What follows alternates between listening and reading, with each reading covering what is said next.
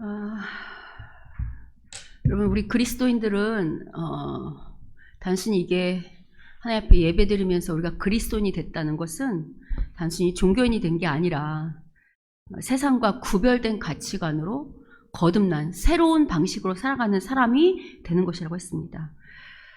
그런데 이제 우리가 이 말을 참 많이 듣잖아요.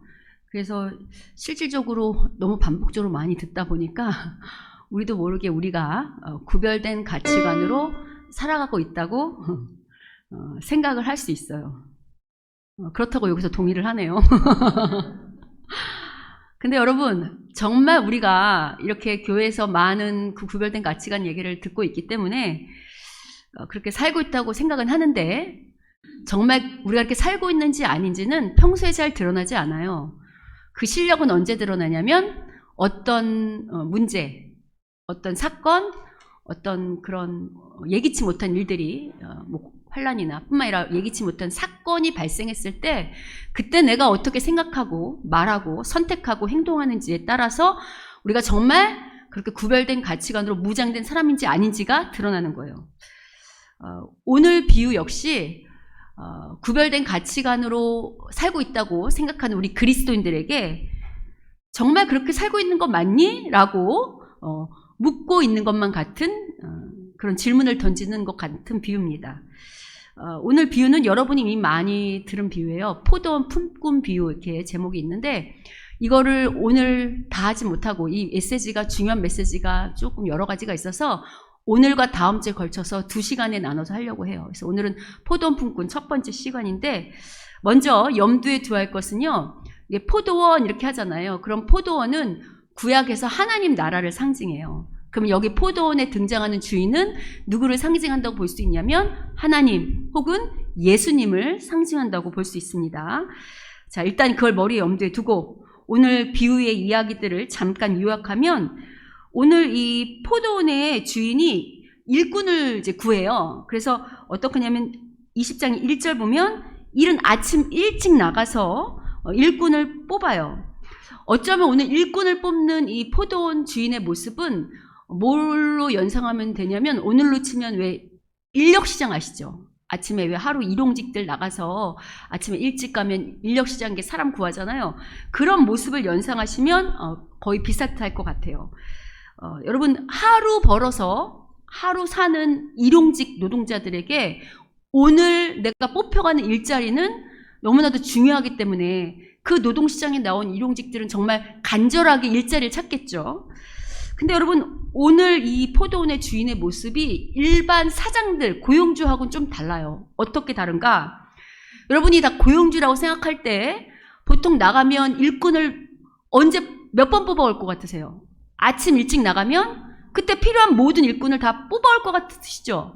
근데 여기 보시면 오늘 이 주인은 20장의 1절 보면 이른 아침에 아주 일찍 나가서 일꾼을 고용해요.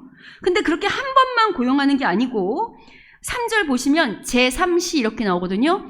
여러분이 이제 성경을 읽을 때 왜 뭐 3시, 6시 이러면 어려우냐면 우리랑 시간이 달라요. 유대인들의 시간 계산법은 하루 저녁 6시부터 다음 오전 6시를 하루를 치기 때문에 시간이 달라서 이걸 오늘로 환산하려면 여기에 6시간을 바꿔야 되거든요. 그래서 3시 그럼 이게 오전 9시예요. 오전 9시.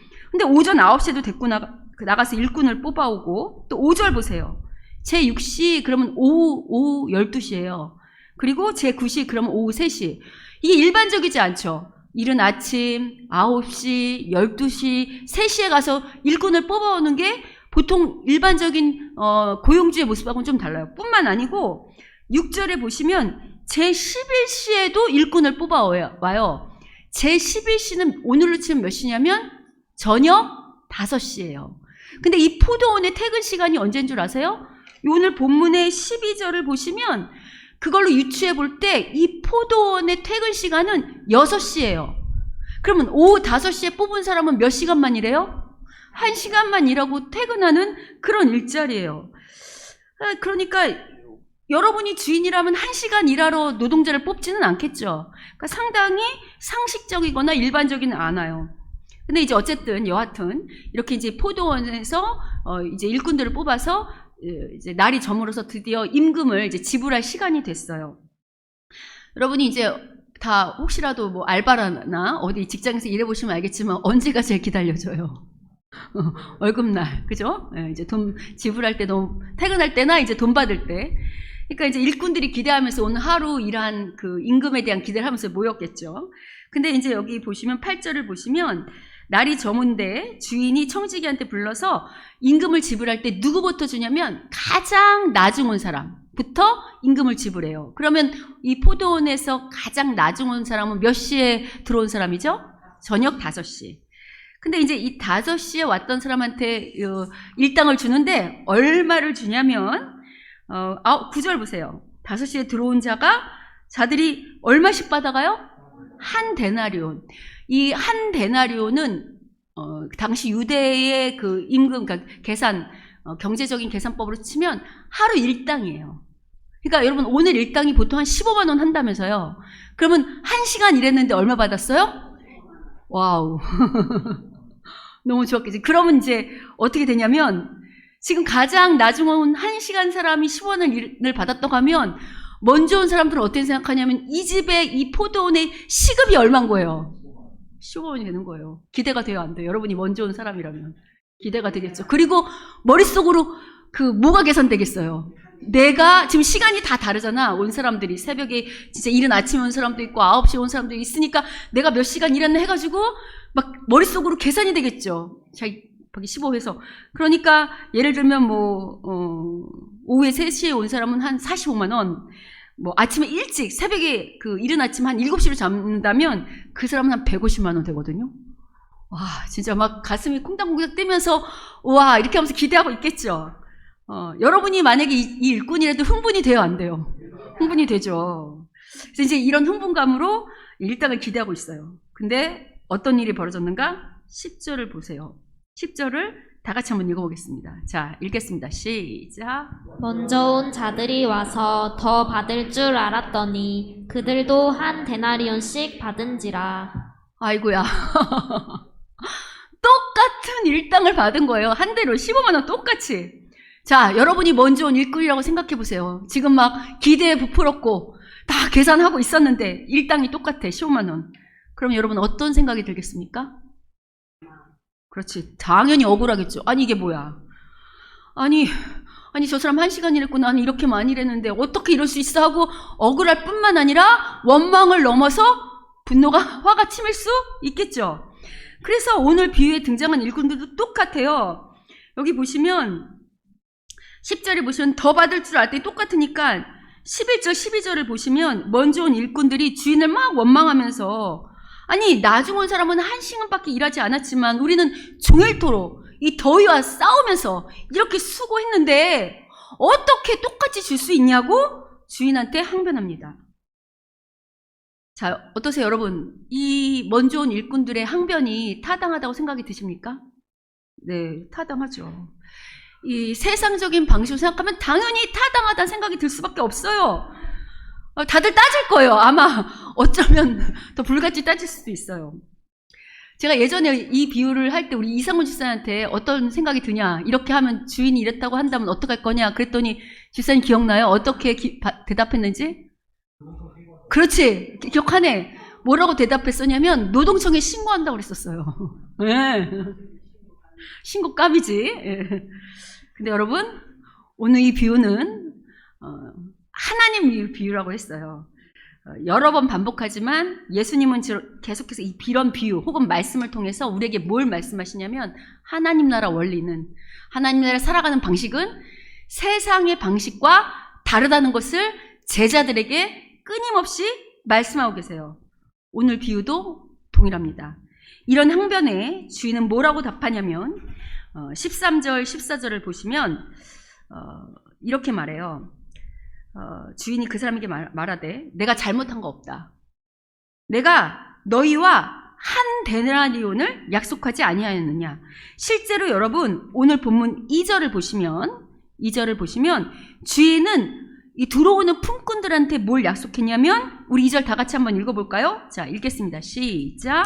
그가 하루 한 데나리온씩 품꾼들과 약속하여 포도원에 들여보내고 우리가 왜 이제 어디 가서 그 일하기 전에 면접 보면 약속하잖아요. 시급 얼마 주기로, 혹은 일당 얼마 주 약속하잖아요. 주인이 일꾼들을 뽑을 때마다 이미 약속을 했다는 거예요. 얼마씩 주기를, 한 데나리온 주기를 약속했다는 거예요. 그러니까 주인의 입장에서는 잘못한 것이 없다는 거죠. 이 말은 틀리지 않아요.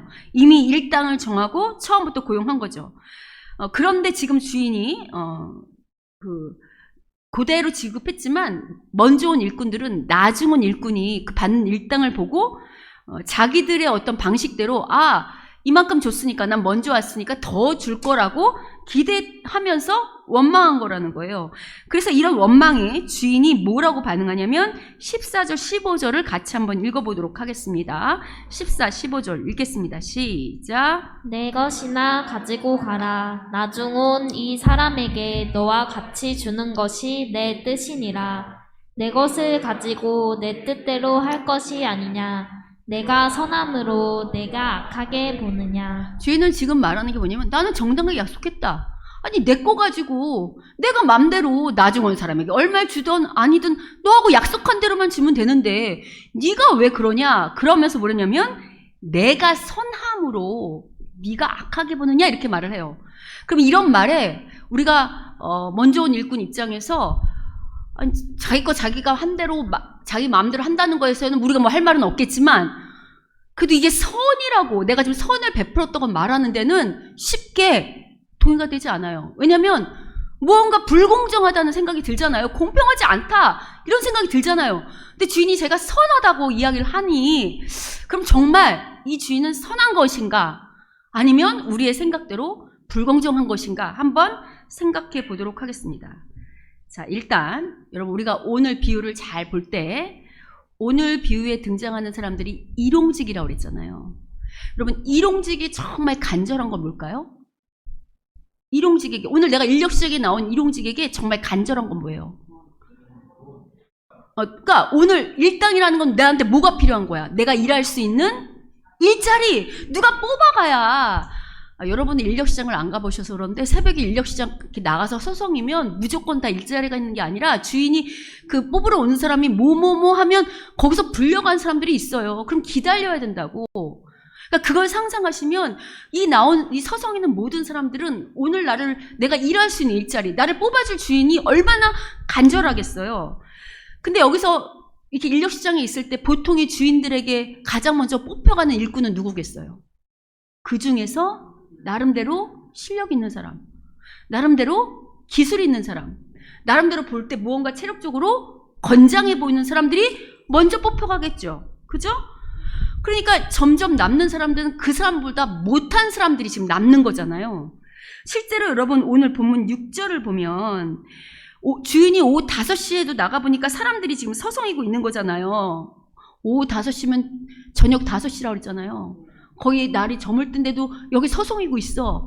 근데 주인이 묻잖아요. 너 여기 왜 서 있냐? 그랬더니 이 사람들이 뭐라고 하냐면 너희는 어째 저물 때 놀고 있냐? 했더니 7절 보세요. 7절 뭐라고 하는지 다 같이 한번 읽어보겠습니다. 읽겠습니다. 시작. 이르되 우리를 품꾼으로 쓰는 이가 없음이니이다. 이렇게 말하고 있죠. 이 사람들은 하루 종일 지금 뭘 기다리는 거예요? 나를 뽑아줄 그런 주인 혹은 일제가 있기를 이른 아침부터 5시까지 기다렸다고 여러분 상상해 보세요. 여러분 이렇게 기다릴 동안 이 사람들의 마음엔 얼마나 많은 생각이 교차하겠어요. 오늘 내가 이 일자리를 못 찾고 들어가면 오늘 우리 식구들은 굶을 텐데 혹은 세상 살기 정말 힘드네. 세상에 잘난 사람만 1등만 기억하는 세상인가 보다. 나는 이렇게 무능해서 안 뽑혀가는 것보다 나는 왜 이렇게 무능한가 하는 절망감, 열등감 이런 속에 있었을 거 아니에요. 그러니까 마음이 하루 종일 일하는 사람보다 하루 종일 조바심도 나고 두렵기도 하고 열등감도 있고 여러 가지 복잡한 감정 속에 시달려 있었을 거예요. 그런데 이때 와서 일해라 하는 주인을 딱 만났다면 이 사람 입장에선 이 주인이 어떤 사람처럼 보일까요? 그야말로 구세주처럼 보이죠. 얼마나 정말 오늘 내가 굶지 않아도 되는구나. 그래서 내가 일할 자를 주는구나 하고 얼마나 환호를 지으며 쫓아갔겠습니까? 그럼 무엇보다 이렇게 늦게까지 인력시장에 남아있는 사람들, 이런 사람들에게는 기회가 주어지지 않는 걸 말하잖아요. 오늘 현실 속에서, 오늘 사회 속에서 이렇게 일하고 싶어도 능력이 없어서 하고 싶어도 안 되는 사람들은 점점 기회가 줄어들기 때문에 사회적인 약자, 사회적인 취약계층으로 전락할 수 있는 가능성이 높음을 말하고 있어요. 근데 이 주인, 어떤 주인이냐면 이러한 사회적 약자의 혹은 이런 취약계층이 생기지 않도록 그 사람들까지 감싸 안고 그 사람들까지 배려하는 주인인 거 보이십니까? 아멘이죠. 그러니까 주인은 자기가 선을 베푼다고 말하고 있어요. 무엇보다 오늘 모습을, 주인의 모습을 잘 살펴보면 이 주인은요, 포도원을 운영하는 게 자기의 이익만을 위해서 운영하는 주인 같지가 않아요. 이 주인은 계속해서 일꾼을 뽑음으로 말미암아 포도원 운영의 목적이 단순히 이익이 아니라 모든 사람에게 이 고용에, 일할 기회를 주기 위한, 그러니까 일꾼을 위한 주인으로 여겨져요. 그렇죠?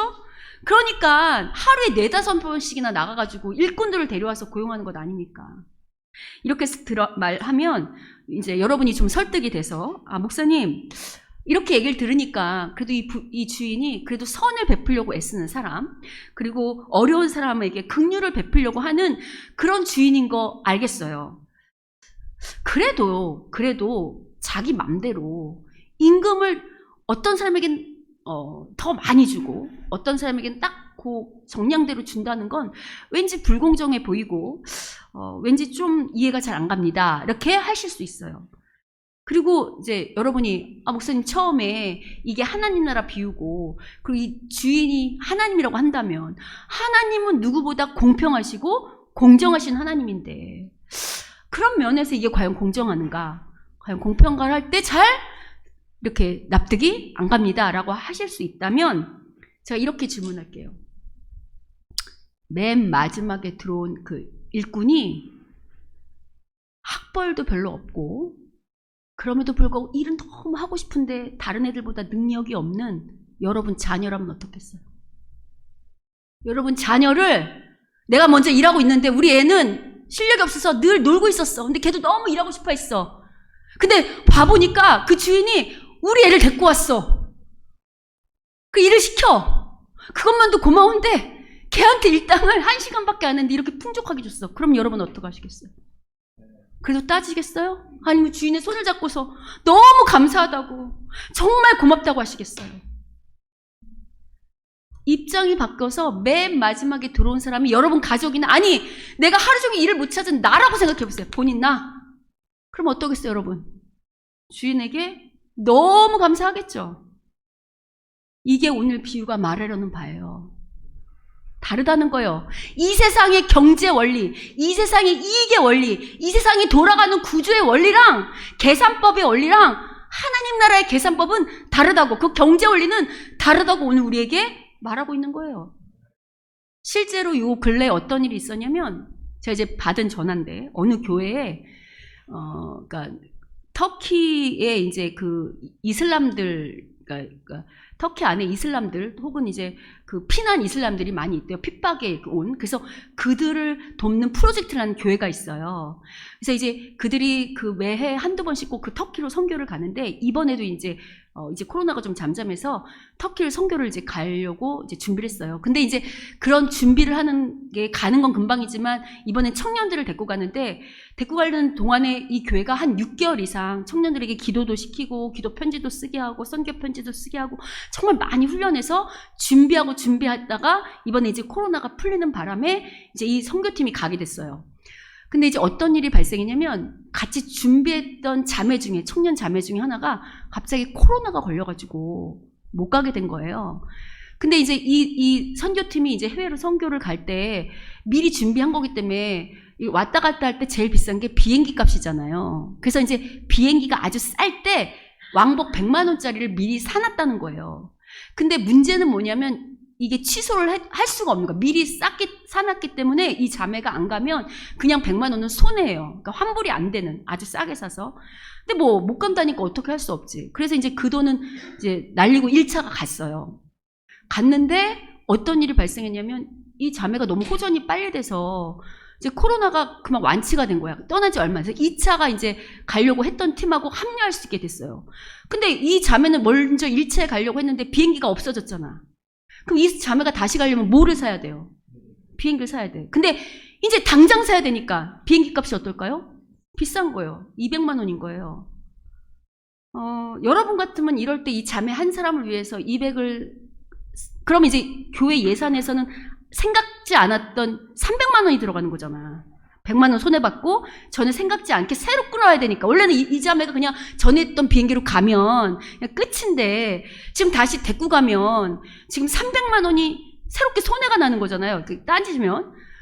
여러분이라면 이럴 때, 여러분이 교회 중직이라면 이럴 때 어떤 선택을 내리시겠어요? 자매 한 사람이니까 다음에 가라고 할 수도 있잖아요. 어떻게 하시겠어요? 마음에서 생각해 보세요. 근데 이 교회는 어떤 결정을 내렸냐면 급하게 소집해서 이 자매를 보내기로 했어요. 왜 보내기로 했는가? 여러분, 선교라는 게 우리는 계속 결과만 생각하는데 하나님은 결과를 보신다 그랬나요? 과정을 본다 그랬나요? 여러분, 선교를 가는 것도 중요하지만 이 청년들이 이 선교를 가기 위해 그 선교지를 공부하고 그들을 위해서 그 영혼을 놓고 기도, 이런 과정이 있었을 거 아니에요. 무엇보다 이 자매 본인은, 코로나 걸렸던 본인 자매는 교회가 이런 은혜를 베풀면 어떤 생각이 드냐면, 하나님 나라는 돈의 문제를 먼저 따지는 게 아니라 나 같은 자매 하나의 이 마음, 내가 가고 싶은 이 소중한 마음도 헤아리는 이런 게 하나님 나라 원리구나를 이 청년이 자기 몸으로 몸소 배울 거라고. 이건 어떤 돈으로도 살 수 없는 귀한 경험이에요. 결혼은 선교가 하나님 나라를 위한다고 할 때 하나님 나라를 세우는 건 뭐를 세우는 거라고 그랬어요? 사람을 세우는 거라고 했잖아. 근데 일에 집중해서 우리가 짜놨던 일, 계획된 일, 우리 교회의 어떤 운영의 일, 거기에 딱 집중해서 이 자매한테 일을 먼저 했으니까 다음에 가라고 했다면 이 자매는 정말 중요한 하나님 나라를 세운다는 그 원리가 뭔지를 배울 수 없었을 거예요. 그래서 이 교회는 그 긴급하게 돈을 모집해서 이 자매를 비행기를 태워서 보내서 선교를 잘하고 돌아왔어요. 그러면 그 후에 교회는 아무 일이 없었는가? 아니요. 중직들 중에 이 소식을 듣고 왜 예산에 없던 300만 원을 썼냐고 따지는 사람들이 있었을까요? 없었을까요? 있어요. 우리가 뭐 옳다 그러다 함부로 판단할 수는 없겠지만 저는 이런 것들이 그 교회 안에서 이런 문제가 난 게 어쩌면 하나님께서 그 교회를 시험케 하기 위함이라고 생각해요. 너희가 정말 선교라는 어떤 이 겉에 보이는 일에 집중하는 거냐? 아니면 정말 하나님 나라를 세우고자 하는 그런 영혼에 집중하고 있는 교회냐를 그 모든 교인들에게 흔들어보는 그런 어떤 시험이었다고 저는 생각합니다. 그런데 이제 어쨌든 결과적으로 거기에 아멘하고 동참한 사람들도 있었지만 투덜투덜한 사람들도 있었다는 게 오늘 현실이에요. 그러면 그렇게 투덜투덜한 사람들과 아멘했던 사람들의 기준은 뭐냐? 기준이 무엇이 다른가? 구별된 하나님 나라 가치 관점으로 바라볼 거냐? 아니면 타락한 이 세상의 경제 원리로 따져볼 거냐의 그런 어떤 싸움 아닐까요? 여러분, 무엇보다 우리가 인생을 다 살아봤잖아요. 우리가 열심히 하려고 해도, 최선을 다하려고 해도 늘 잘 되는 게 아니에요. 여러분, 인생 안 살아보셨어요? 여러분이 최선을 다하고 정직하게 산다고 세상에 꼭 보답을 하던가요? 그렇지 않아요. 우리가 최선을 다하고 열심히 살고 싶은 몸부림이 있음에도 불구하고 우리가 삶이 나락으로 떨어질 때가 있어요, 없어요? 있어요. 오늘 가장 나중은 일꾼처럼 뭔가 해보고 싶지만 환경이 열리지 않아서 전전긍긍하면서 살아가는 날들이 있다는 거예요. 그런데 이럴 때 타락한 사회는 뭐라고 말하냐면 이런 사람들 보고 너희가 게을러서 그렇다. 너희가 무능해서 그렇다. 너희가 실력이 없어서 그렇다고 쉽게 말할 때도 있어요. 물론 여러분, 그런 사람들 가운데는 게으르고 삶을 성실하게 살지 않아서 그런 사람도 있을 수 있지만 사회학자들은 알아요. 이게 단순히 어떤 개인의 실력이나 게으름이나 성실의 문제가 아니라 지금 이렇게 이미 이 세상은 이 자본주의가 돌아가는 이 경제 원리 속에서는 사회 구조 악 속에서 열심히 살아도 취약계층, 약자로 전락할 수밖에 없는 일들이 있다는 것을 사회학자들은 안다니까요. 그래서 여러분 아시잖아요. 흑수저는 아무리 노력해도 흑수저, 금수저는 아무리 노력하지 않아도 금수저인 걸 알기 때문에 오늘 청년들이 비관하고 꿈도 없고 소망을 포기하는 시대가 된 거잖아요. 이럴 때 이렇게 사회가 부익부 빈익빈을 흘러가는 거, 이렇게 될 수밖에 없다는 거를 그냥 다 포기하고 살아갈 때 지금 이 하나님 나라는 뭐라고 말하냐면, 세상은 그렇게 타락한 원리를 따라 부익부 빈익부는 흘러가게 두겠지만 하나님 나라는 그렇지 않다는 거예요. 하나님 나라의 계산법은 타락한 세상과 다르다는 거예요. 일례로 하나님의 공평하심이라는 것은 모든 사람에게 똑같이 나눠주는 것만이 공평이 아니고 각 사람의 환경과 처지, 각 사람의 실력과 그런 것들을 하나님이 다 아시잖아요. 더 많은 것들이 필요한 사람이 있고 좀 더 이미 타고날 때보다 많은 것을 누리기 때문에 조금만 필요한 사람이 있다는 것을 누구보다도 하나님이 가장 잘 알기 때문에 각 사람의 실력, 환경, 처지를 다 아시기 때문에 그 사람에 맞게, 그 사람 각자의 수준과 실력과 환경에 맞게 은혜를 베풀어 모두가 함께 공평하게 잘 살 수 있도록 만드시려는 그 마음이 하나님의 공평하심이라는 거예요. 약자에게 더 많은 은혜를 베푸시는 게 그래서 하나님의 공평하심 속에 있다는 거예요. 여러분, 하나님은 약자의 편일까요? 아니면 강자의 편일까요? 아니요. 하나님은 강자와 약자 모두의 편이에요. 모두의 편이라고. 다만 약자가 강자가 되지 못한 그 연약함을 더 아시기에 모두가 강강이 될 수 있도록 은혜를 더 베풀 뿐이지 강자의 편이 아닌 하나님이 아니에요. 모두의 하나님이라고. 무슨 의미인지 아시겠죠? 이게 바로 모두가 공평하고 모두가 함께 잘 살 수 있도록, 모두가 누릴 수 있도록 하시려는 그 은혜를 베푸는 게 바로 하나님의 선하심이라고 오늘 비유가 말하고 있어요. 그러면 이게 하나님의 선하심이라고 할 때, 물론 하나님은 당신의 선하심을 우리를 뛰어넘어 오늘도 계속 베풀고 계시겠지만, 그래도 이 하나님의 선하심을 이 타락한 나라에, 이 타락한 세상에 펼쳐서 그래도 하나님의 선하심이 이루어질 수 있도록 애쓰고 힘쓰는 사람들이 누굴까요? 하나님의 선하심이 드러날 수 있도록 애쓰고 힘써야 되는 사람이 누구냐고요? 고위관리직들일까요? 아니요. 예수를 믿은, 이 하나님 나라의 원리가 뭔지를 아는 우리의 사명이 이 땅, 우리가 발딛고 있는 사회 속에서 그것을 드러내는 게 우리의 사명이에요. 그래서 바울도 이렇게 갈라디아에서 권면하고 있습니다. 갈라디아서 6장 2절을 보겠습니다. 자, 우리 함께 읽어보겠습니다. 읽겠습니다. 시작. 너희가 짐을 서로 지라. 그리하여 그리스도의 법을 성취하라. 잠깐, 먼저 여기 보면 이제 갈라디아서 가운데 뭐라고 말하냐면, 너희가 짐을 서로 지라는 거예요. 왜냐면 우리가 교회 공동체 안에 살다 보면 어느 날은 내가 넘어질 때도 있고 어느 날은 상대방이 넘어질 때도 있잖아요. 그러니까 그거 모른 척 하지 말고 서로 공동체 안에서 짐을 서로 지라는 거예요. 그게 누구의 법이래요? 하나님 나라 방식이라는 거야. 하나님 나라의 법, 하나님 나라의 원리, 하나님의 방식은 저 사람이 쓰러지게 내버려 두지 않고 같이 일어설 수 있도록 짐을 져주는 거예요. 그럼 이제 이렇게 말하면, 목사님, 그러면 늘 남한테만 의지해서 살아가는 사람 있으면 어떡해요? 라고 질문할 걸 뻔히 알고 바로 그 밑에서 갈라디아서 6장 5절에는 뭐라고 말합니까? 읽어보겠습니다. 시작. 각각 자기의 짐을 질 이 말도 것이라. 그렇다고 너희가 남만 의지해서 하면 안 돼. 네 성실함, 너의 해야 할 일, 네 자리에서 할 일을 다 해. 그러나 타락한 세상 가운데 네가 최선을 다해도 넘어질 때가 있을 수 있어. 상대방도 그럴 수 있어. 그럴 때 모른 척하지 말고 어떡하라고요? 서로의 짐을 나눠지라고 권면하는 거예요. 타락한 세상은 자기가 잘 사는데 자기 이익만을 목적으로 추구해요. 자기 명예, 자기 권력, 자기 이익. 그러나 하나님 나라는 자기만이 아니라 더불어 함께 사는, 공생하는, 하나님 앞에 함께 일어서는 것을 꿈꾸는 것이 하나님 나라의 백성들의 태도라는 거예요. 자, 여러분, 우리가 이런 이야기를 들으면서 어떤 생각이 되냐면, 우리가 맨 처음에 우리가 과연 그리스도인으로 변화된 가치관으로 살고 있느냐라고 할 때 왜 자꾸 우리가 예배 가운데 가치관을 변화시켜야 된다, 사고방식을 바꿔야 된다, 바라보는 관점을 바꿔야 된다 끊임없이 말하냐면 우리가 이 세상에 살고 있기 때문에 아무리 말해도 현실 속에 들어가면 우리의 사고방식, 우리의 관점은 자꾸 어디를 따라갈까요? 타락한 세상을 따라가요. 그래서 이 예배를 통해서 자꾸만 관점을 바꿔라.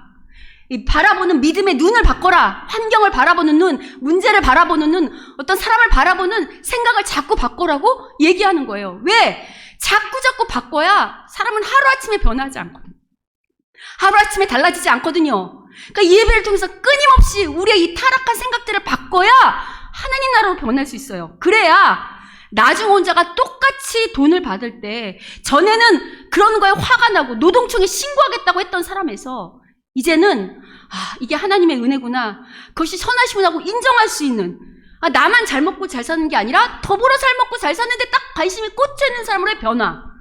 그리고 전에는 왜 일찍 온 사람이나 늦게 온 사람이나 똑같이 돈을 주냐고 화를 냈다면 저 애가 내 아이일 수 있구나, 저게 내 가족일 수 있구나 라고 오히려 그러면 내가 주인한테 정말 감사했겠지라고 빨리 생각을 바꿀 수 있는 사람으로의 변화. 전에는 300만 원씩 손해보면서 꼭 그 자매를 비행기 태워서 보내야 돼? 라고 따졌다면 그게 하나님 나라 원리지. 그 자매가 정말로 그렇게 해서 하나님을 제대로 알기만 했다면, 그 아이가 또 선다면 그 돈 300이 아무것도 아니지 라고 생각할 수 있는 사람으로의 변화. 이게 정말 종교인이 아니라 실제로 살면서 이런 변화를 이뤄내는 것이 주께서 우리에게 바라시는 뜻이고 참된 그리스도인의 삶의 태도라는 겁니다. 여러분, 지난주에 갑작스러운 폭우로 이렇게 뉴스마다 다른데 14명 정도 사망하고 실종이 5명에서 7명 나왔고 이재민님이 1000몇 명 이런 얘기 뉴스 들으셨어요? 그리고 특히 반지하에 살던 장애인 포함한 그 일가족 3명 사건 있잖아요. 그래서 우리가 그런 거 보면서 여러분 어떤 생각 드셨어요? 다행히 저희 교회는 제가 이렇게 물어보니까 큰 피해는 없었지만 여러분 그런 소식 들으면서 어떠셨어요? 아무렇지도 않으셨어요? 그러면 안 돼요. 그리스도인은 뉴스가 다 기도 제목이에요. 탄식해야 된다고. 마음이 너무 정말 아프더라고요. 근데 이런 시국에 일부 몰지각한 정치인들이 그거 아시죠? 수해 복구 현장에 이렇게 복구하러 와가지고 솔직히 비나 좀 내렸으면 좋겠다고 사진 잘 나오게 했던 얘기 기억하십니까? 그 뉴스 보셨죠?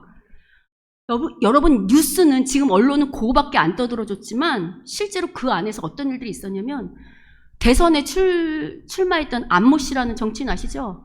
그 사람은 이렇게 말했어요. 맨날 정신적인 노동만 하다가 와서 수해 복구 현장에서 이렇게 육체적 노동을 하니까 힐링이 된다고. 말할 장소와 때가 있죠. 여러분 수해 현장이 얼마나 처참한데 거기 와서 힐링을 논하고 있겠습니까? 게다가 다 끝나고 이제 뒤에서 자기들끼리 뒤풀이를 했대요. 식당에 들어가서. 밥 먹을 수 있지 끝나면. 그러면 그 현장의 분위기를 알잖아. 정말 국민을 생각하고 정말 그 사람들 때문에 여기 와서 수해 복구를 했으면 정말 밥만 먹고 가야 되잖아요. 박수 치고 함성 지르고 무슨 어디 회사 회식하러 온 것처럼. 여러분 이런 게 어쩌면 약자를 돕는다고 겉으로는 포장했지만 결론은 그 속에서 자기가 누군지를 드러내고 싶고 자기 정치적인 이익, 명예, 권력 이런 거 포장하기 위한 것이라고 생각에 들게 하고 있잖아요. 그죠? 이뿐 아니에요. 사진 한 장 보죠 우리. 여러분 이거 사진 다 보셨죠?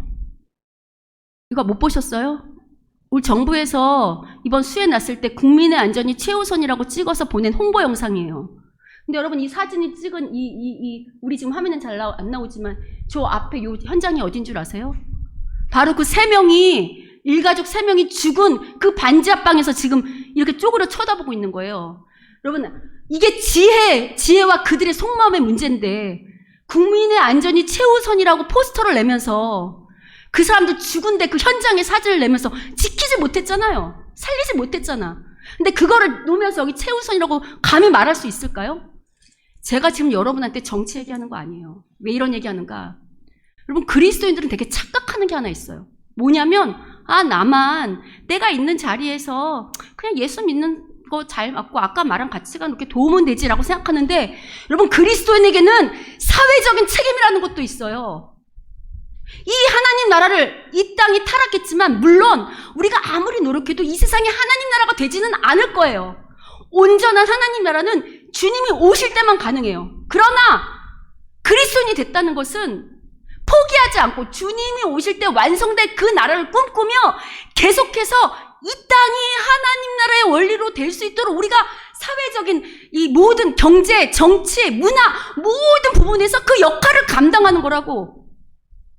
그런 면에서 여러분 관리직 뽑을 때 투표 잘해야 합니다.